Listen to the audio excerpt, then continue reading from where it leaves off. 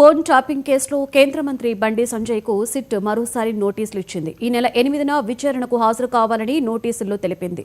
SIT నోటీసులపై స్పందించిన కేంద్ర మంత్రి ఆగస్టు 8న విచారణకు హాజరవుతారని తెలియజేశారు. బండి సంజయ్తో పాటుగా అతని వ్యక్తిగత సిబ్బంది సైతం అదే రోజున విచారణకు హాజరు కానున్నట్లుగా తెలుస్తోంది.